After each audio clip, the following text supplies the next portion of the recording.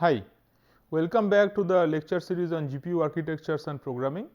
So, in the last lecture we have discussed how to create OpenCL subdevices, how to perform DAG scheduling on architecture comprising multiple devices which support OpenCL and all that. Now, in this context, while we have been discussing how I can execute kernels in parallel or how I can break down a kernel and partition it and launch into multiple devices, we will like to go back to our original choice of programming language, which was CUDA, and check whether in CUDA we have any support for such concurrent execution. If you remember, so by the way, this is the point where we can officially say that we are done with our discussions on OpenCL and heterogeneous computing using OpenCL. We are kind of going back to CUDA programming language and use usage for this purpose, and also in the future lectures we will be using CUDA for other purposes as have been provided in the indexes. So, the issue is, if you look at our earlier lectures on CUDA programs, CUDA runtime system and everything, our programming model has been you launch a host code, the host code executes sequentially, and it can launch a CUDA kernel, and then it will wait till the kernel returns, and then you can fire and the host code can go beyond, and then it can launch another CUDA command, right. So, although the host code can launch the CUDA kernel and go beyond to the next command to be executed for the GPU, but the next command is going to will execute only when the kernel's execution is done, right. So, there is sequentiality in that way, but can I have CUDA applications sharing a GPU and working together? Because as we see, the issue is, if I look at a GPU, it is like an accelerator. It does not have any scheduling primitive from the software side, it is a hardware scheduler based device. So, you cannot launch, the way we have defined till now, we never had the facility that we will be launching multiple kernels together on a CPU, on a GPU device at the same time to execute in an interleaved way or something else. So, the issue is, can I have support for concurrent execution in CUDA? The answer is yes. In currently available CUDA runtime systems, you have such supports. So, and that is also desirable, because in then you can also extract the maximum parallelism that you have available in the underlying hardware. So, the way CUDA manages concurrency is by executing asynchronous commands in streams or CUDA streams, and each stream can execute a sequence of commands that have been dispatched to that stream in that order. So, in CUDA, the way we have been discussing till now, we have when we are talking about a CUDA program, there is something called a default CUDA stream, okay, that is stream 0.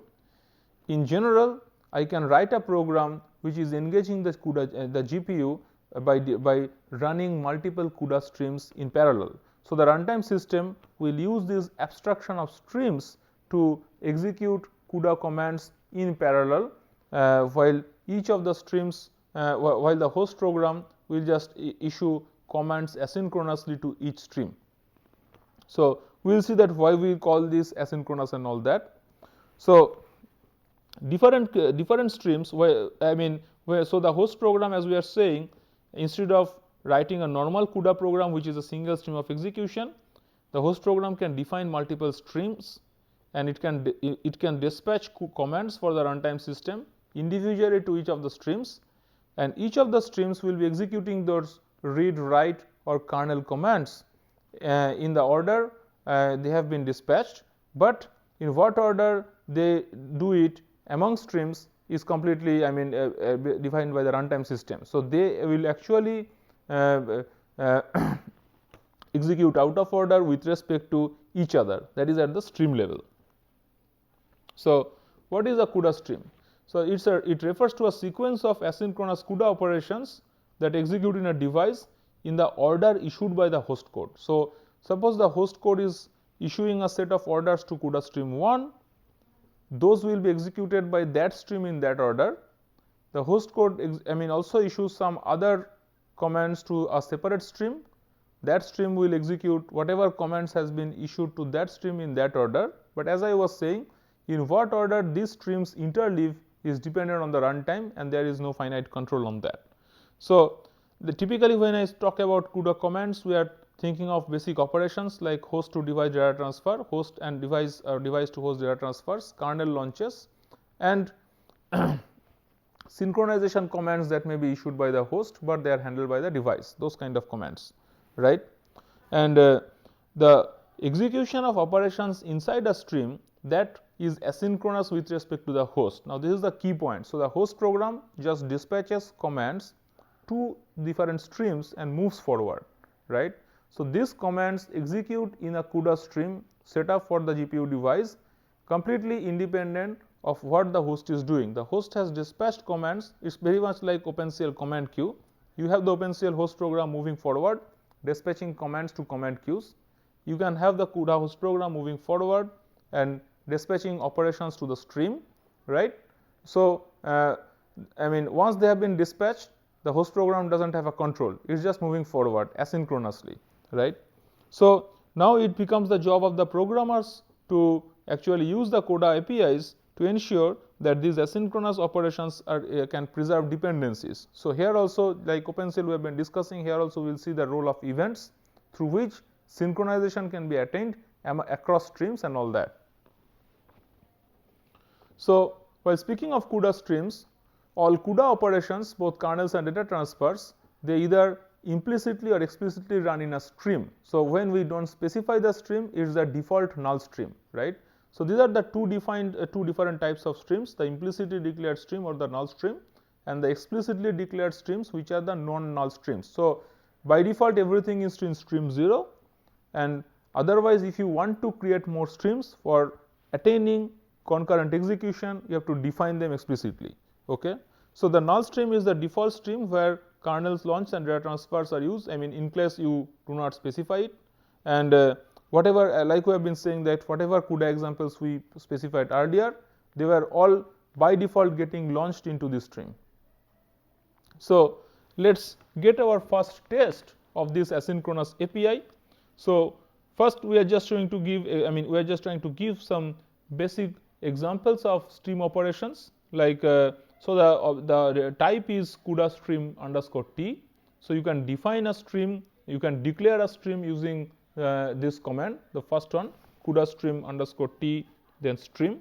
So, this is a stream that you have defined, and then after declaring it you have to create the stream using a command like CUDA stream create. If you want to destroy an already created stream, you have to fire the command CUDA stream destroy, and if you want a stream to synchronize, and we will see that where it is required, you have to use the command CUDA stream synchronize. Now,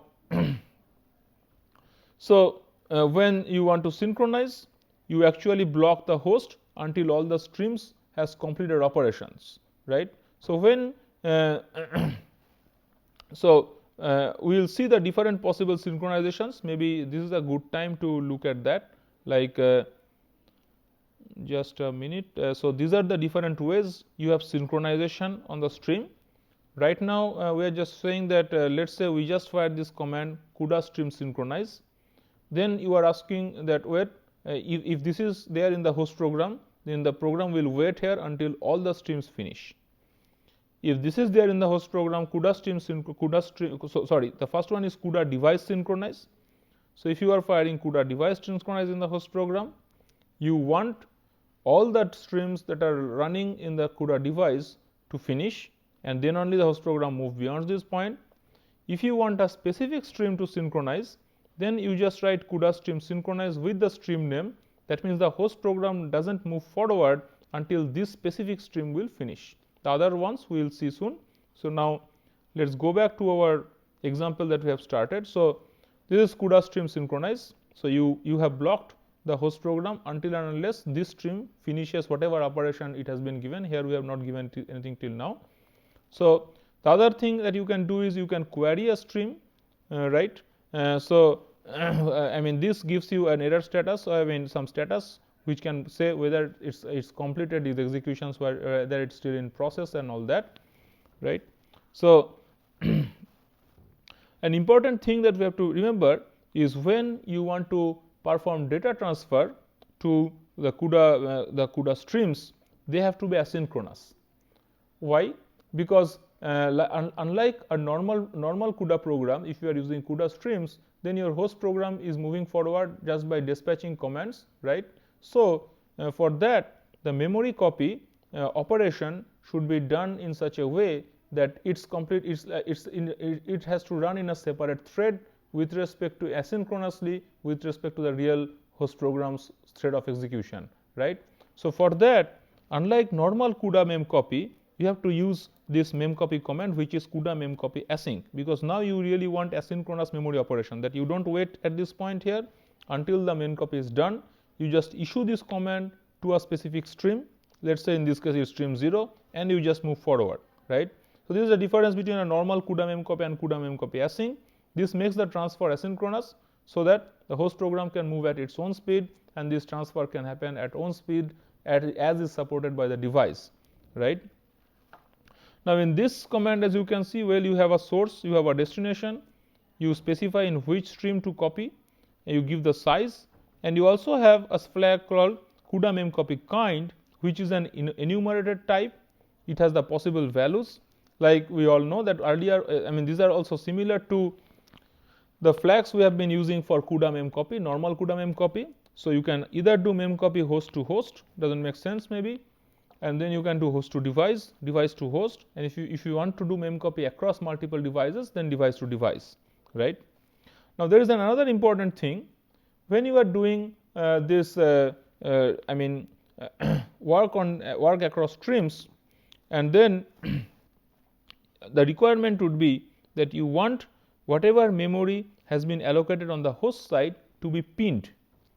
So let's understand what we say here. Like, so let's say you have a host side memory and a buffer has been declared, and you want to copy it to a device side memory, right?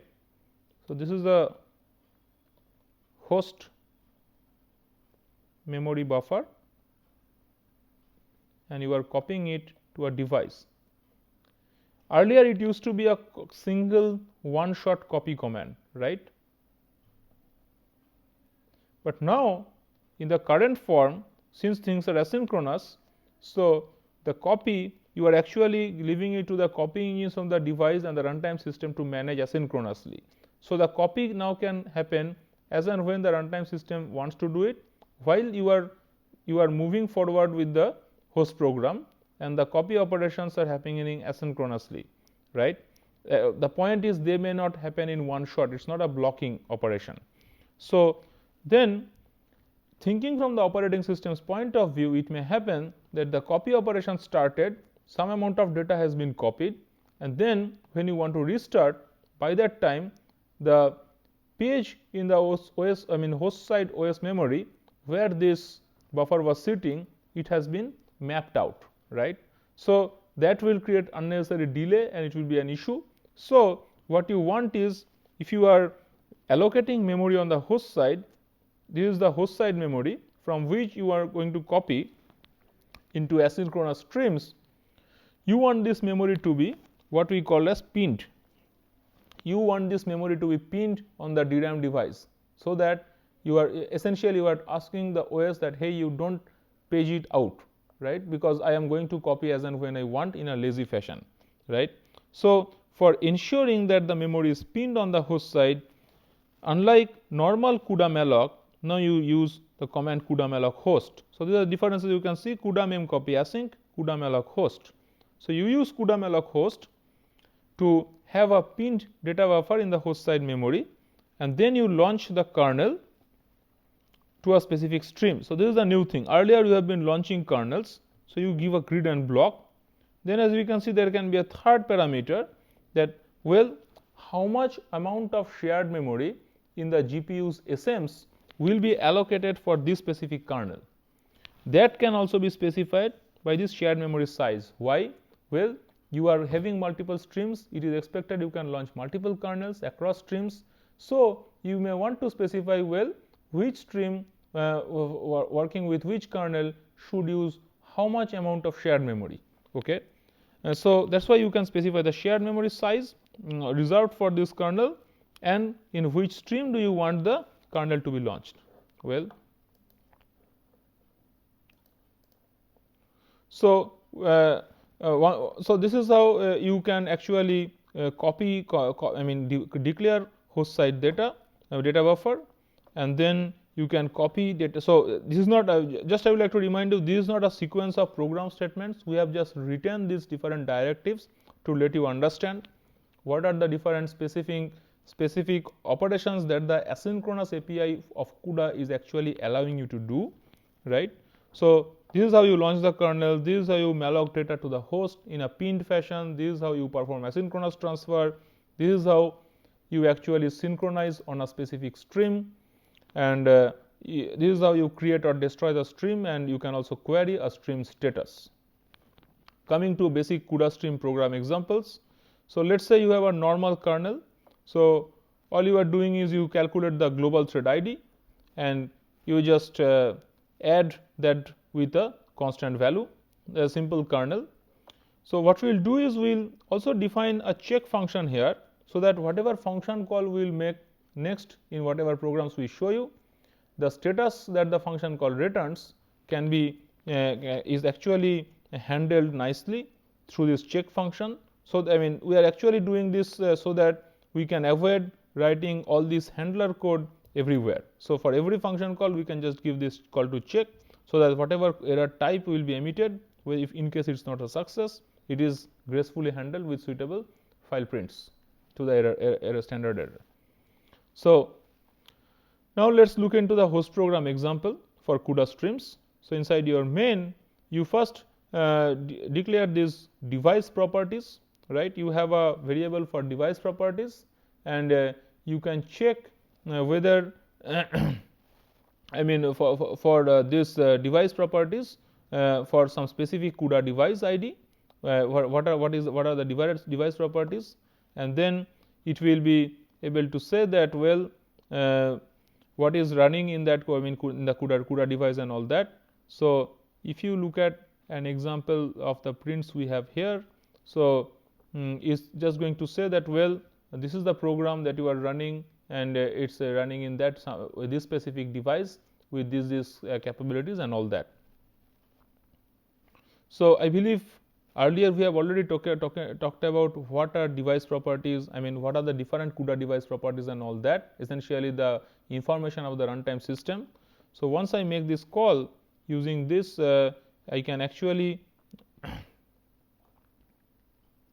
so through this call I am actually extracting from the runtime system all the device properties and storing them into this, right? And for some specific GPU device ID. In this case, we are just querying for the ID GPU device with ID 0. It can be whatever you want, right?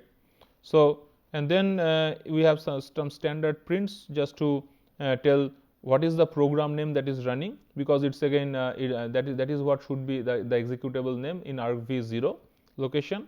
And you also print what is the name of the CUDA device, what is the GPU device on which you are running the program. So that would be in the device property structure itself, in the field device properties .name, right?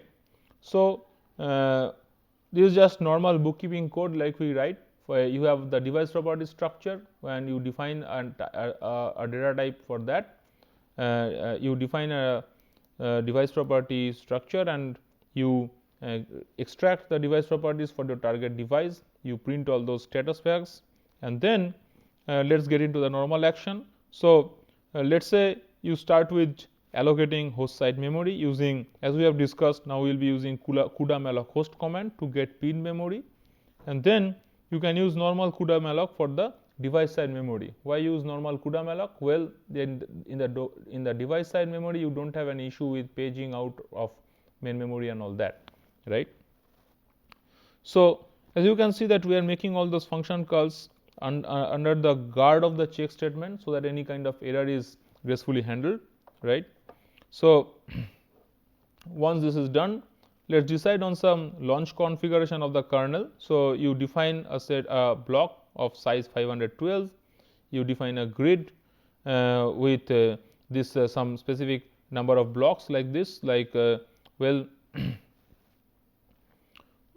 So this is my definition of the grid, right? what is the number of blocks and all that. So, once I have defined what is the total number of blocks that would be in the grid and what is the thread block size, then let us use the CUDA API event to perform some bookkeeping of the execution times. So, I believe in our earlier lectures we have already discussed of the CUDA event API and how to use CUDA events to sample timings. So, at this point you use this CUDA event create command to sample the current time in and store it in the event object called stop. And then let us say we get into the action with the different CUDA streams. So, we will just issue work asynchronously to the GPU which is set to GPU stream 0. So,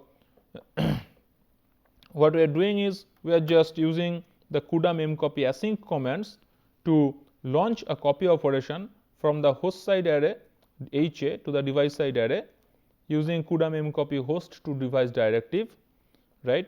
And as you can see that this is an asynchronous copy. So, we will just immediately go forward to launching the kernel, and since no stream is explicitly specified, this all is happening in stream 0.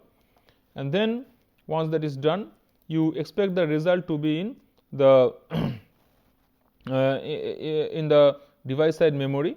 So, you get back that data from the device side to the host side memory, and then you again record, you perform a CUDA event record again on the stop event, right. So, so here you actually declare the CUDA event CUDA event object stop, and you actually created you use this API function CUDA event create, right, to define and then here you actually sample it, right. So, from this point the event is ready and it has started sampling the timings, right, and you are actually measuring the time that has been sampled here in using this CUDA event record, right. Now, after this you want the CPU to do some work while waiting for stage 1 to finish, that you are waiting for the stream to complete. So, what you can do is you can keep on querying the stop, and whether it is at a state that is it is not ready, whether it is returning or not ready flag, and for the time being you are just making the CPU do some simple action like incrementing a variable, because as you can see that all the work of the memory copy is going on asynchronously to the GPU device and coming back. This is just there to keep the host side thread busy here, right. So, once we know that well, from this event record we get to know that yes, things are done, you move forward. So, from the on CUDA event query you get the stream status that yes, these commands have finished their execution. Then you actually print the CPU and GPU times. So, you get out of this loop when you are actually querying this event, and you are getting that yes, the CUDA it's not really CUDA error not ready, this flag is no more true. Then you just print what is the execution time of the CPU, what is the number of iterations that the CPU spent waiting for the GPU to finish, because that status will actually change when this all the commands that have been asynchronously issued to the GPU, they are all completed, right. So, this is just telling you how many iterations of the loop happened for the time in which the GPU got the values, copied asynchronously, executed the kernel, and then copied things back, right, through the last mem copy from device to host side, right. So, once everything is done, you just release the resources through a CUDA event destroy, because now this event tag is no more required, the CUDA event variable is no more required, and of course, you can free the host side as well as the device side memory and perform a CUDA device reset. So, this is just a basic example. All we are doing is we are doing the normal kernel operations, but just using asynchronous memory copy and asynchronous execution of the kernel. But yet we haven't really exploited the concurrency that is available on the GPU side device by using multiple streams it was just about exploiting this notion of asynchronous dispatch. So now we will move forward with that and see how using multiple streams we can have overlapped computation of host and device, overlapped computation in the host, and also a data transfer happening between host and device. So these are the different possibilities, right, where I can have some action happening both in the host and the device, and in that way I have overlapped execution so that the total execution time reduces, right. So that's what we want to do. Now this is a listing like what are the things that are possible in parallel. Host is computing something and the device is also computing something. Host is computing something and you have some transfer of data from the host to device. You have similar transfers and also the device is computing something, or you have multiple streams that are executing in the device, right. So now these are the possibilities that you have. Now the typically common pattern that we have with respect to concurrent execution, the advantage of concurrent execution would be like this. For example, consider a normal execution of a GPU program or a CUDA kernel here. So you have a memory copy from host to device that will take some time. It's followed by the execution time of the kernel, and then you have time for memory copy from the device to the host side, right. Now suppose you break down these memory transfers to small chunks and you create different kernels for kernel versions, I would say, for operating on these chunks, right, and then you launch them in multiple streams. So as you can see that this is a pipelined execution. So now while kernel is executing for this first chunk of data that has been copied, in parallel you can actually have the GPU getting the data for the second instance of the data segment, right. So this small host to device computation is done, then the kernel is working on it in one stream, and in the other stream you can have the the second segment of data chunk coming in from the host side. Well, in hardware this should definitely be possible. So you need support, like in your GPU side you have a copy engine which is copying the data from the host, and you have execution units which are engaging the different threads and processing the data which have been already copied, right. So in terms of hardware this would be possible. That's why you can have this overlapped execution. Now since you have overlapped these executions of copy and computation, overall as you can see you have a performance improvement, and this is what we want to attain by launching things in parallel across streams. So in general, if we assume that we have a PCI Express bus through which data copy is happening, and of course we cannot support multiple copies in a PCI Express bus, then data transfers cannot execute concurrently, but although they are issued in separate streams, but the data transfer can overlap with execution of the kernel, as we can see in this example. However, there are devices with duplex PCI buses where I can have a support for two parallel data transfers, and in case they are in different streams and in different directions, they can happen in parallel. So let's say in stream 1 I have a H2D type copy, and in stream 2 I have a D2H type copy. That is considered absolutely fine. Okay. So with this now maybe we'll stop here, and we'll see some program examples like how these concurrent streams are useful in the next lecture. Thank you.